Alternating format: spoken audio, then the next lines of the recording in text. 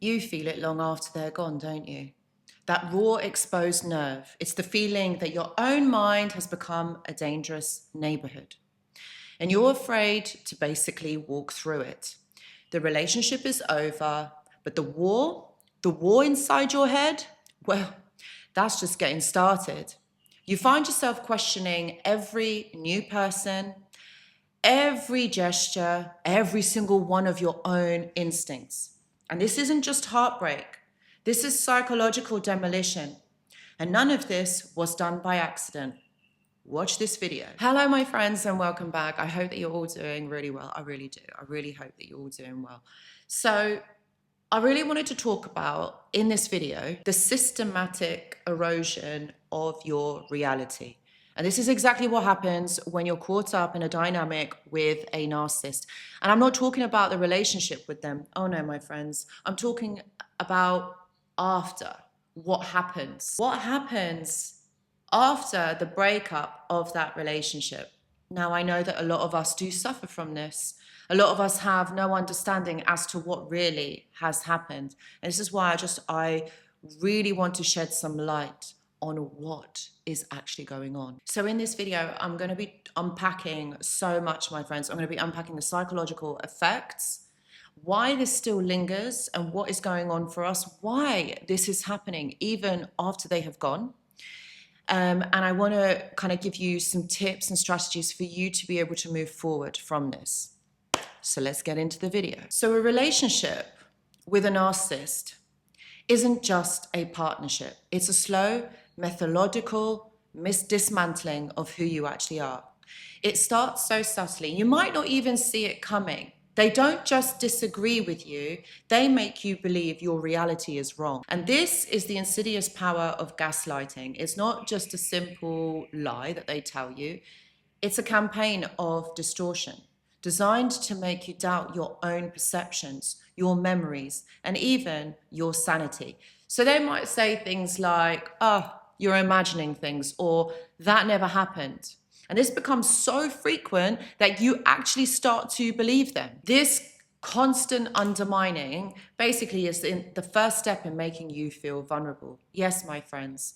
Narcissists need to control everything, their environment. And then the easiest way to do that is systematically chip away at your self-worth. Your thoughts, your feelings are brushed off as basically irrational, or basically you're being too emotional, leaving you confused and dependent on their version of events. And this isn't about winning an argument. It's not about rewriting the very software of your mind until basically you can no longer trust your own operating system. The constant criticism, the belittling, serving a single purpose to make you feel worthless. And so what happens, my friends? Over time, you internalize these toxic messages, and that narcissist's voice becomes your own inner critic. And this manufactured self-doubt is the foundation of all the other vulnerabilities that basically follow. You start to blame yourself for the abuse. And I hear this all the time where clients blame themselves thinking that they are the narcissist. And this self-blame is a cage. And for a long time, it feels as though they hold the key, and it chips away at you, and you feel like you're completely worthless, and that actually you are the one that did all of this to them. Yeah, that's exactly what happens.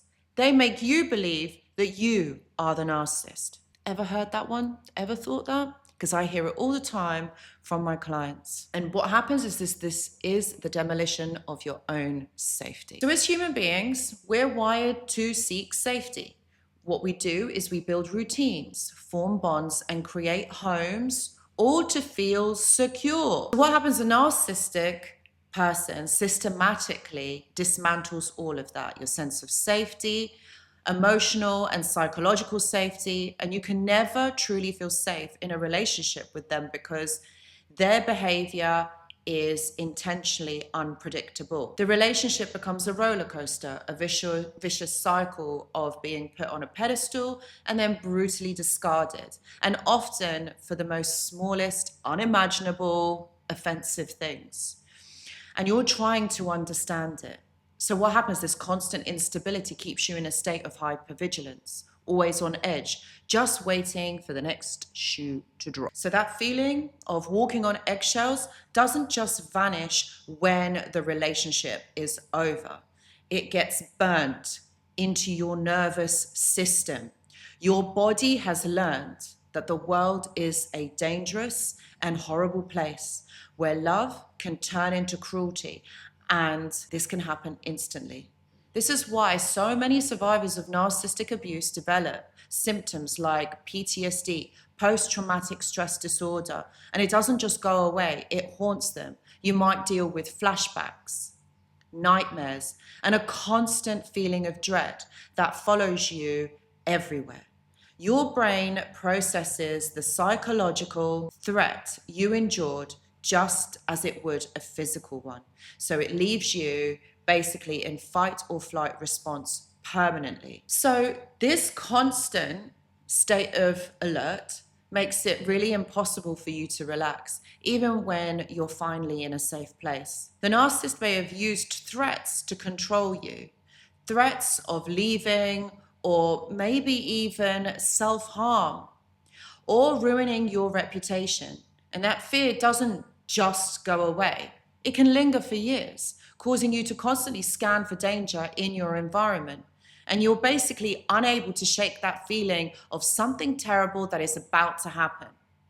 And this isn't you being overtly dramatic. It's a trauma response born from prolonged exposure to psychological warfare. Yes, my friends. Your sense of safety has been so completely violated that your mind and your body, basically what happens is they stay on high alert, struggling to believe the danger has actually passed. This is all about rewiring your ability to trust. Perhaps the most devastating, I think, long-term effect of narcissistic abuse is the destruction of trust. And it's not just about trusting others, it's about losing the ability to trust yourself. After being manipulated and gaslighted for so long, you basically end up second guessing your own judgment. So the way that you've known you, the way that you've known yourself, you were taught that your instincts are unreliable and that your perceptions are completely wrong. And learning to hear and believe that inner voice all over again is one of the hardest parts of healing. Yes, my friends, it is, unfortunately. So this trust deficit can be crippling when it comes to new relationships, and I wanted to touch on this. You might even feel incredibly difficult to believe that someone's kindness is genuine. You question everyone's motives, always looking for hidden agenda, basically that you were trained to expect. And this hypervigilance is a protective shield, but it can also prevent you from forming the lasting and healthy connections that basically you deserve with others. And you might push people away or build walls so high that no one can get in because the fear of being hurt again feels worse than being alone. And this fear isn't coming from nowhere. And I don't want you to believe that you are crazy. You see, narcissists are masters of isolation and often run smear campaigns to cut their victims off from their friends and family. They might have even turned your own support system against you, leaving you, I know it's really bad, leaving you profoundly lonely. That's what they are doing. And so rebuilding that network takes an immense amount of courage. You have to learn how to tell the difference between someone who is genuinely supportive and someone who shows those subtle red flags. And it's really hard, and you have to become painfully aware of it. And it's a really exhausting process. And it's easy to feel like you're never going to be able to let your guard down. But my friends, this takes practice, and you will be able to. Promise, you will. Sabotaging your future connections. I wanted to touch on this one as well. So the damage from narcissistic abuse doesn't just stay in your head. It actively sabotages your ability to build healthy relationships in the future. And the trauma can create this push and pull dynamic where you desperately crave intimacy, but you are terrified of it at the same time.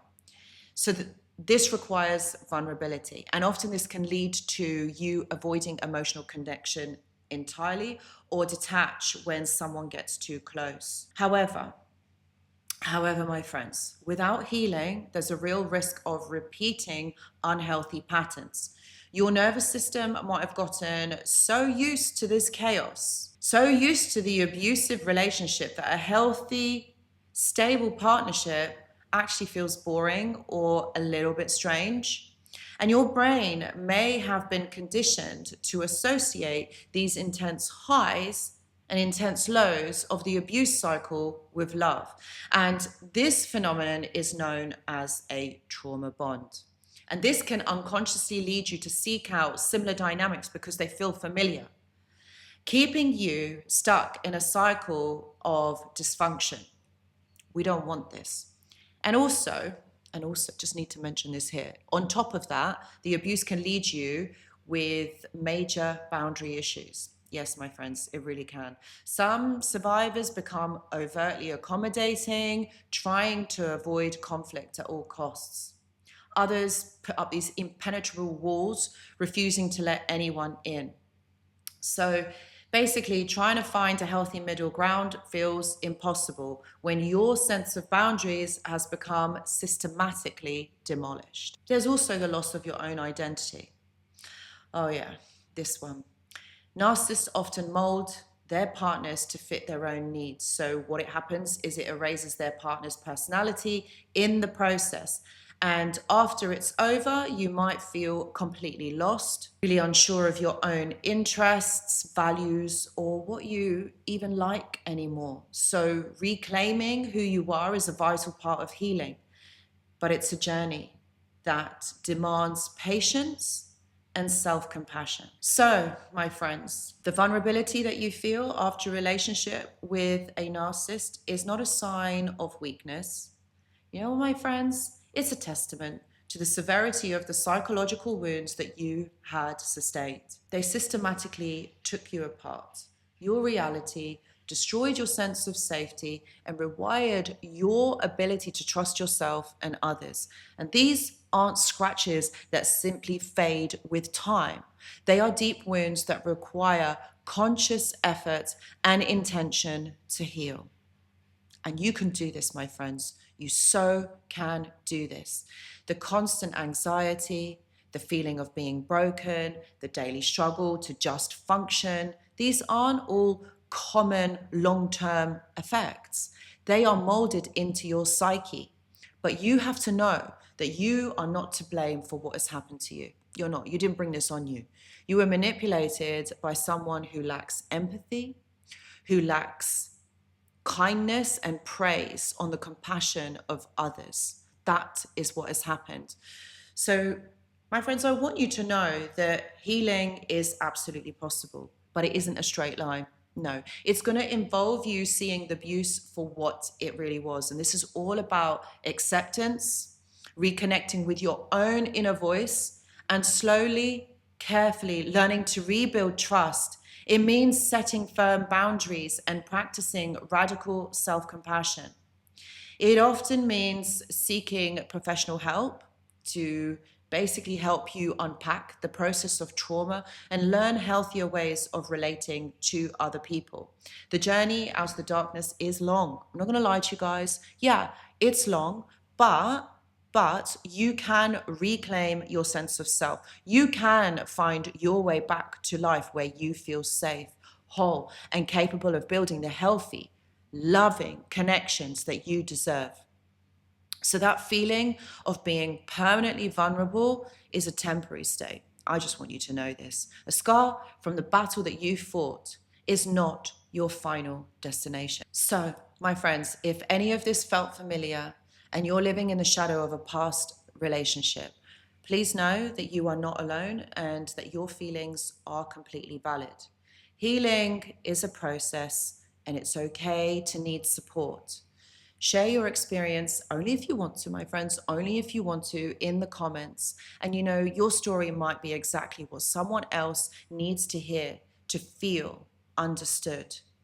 And if you have found this helpful, consider subscribing, for more insights on healing and recovery. And please know that I do offer one-to-one consultations. Please see the description box below.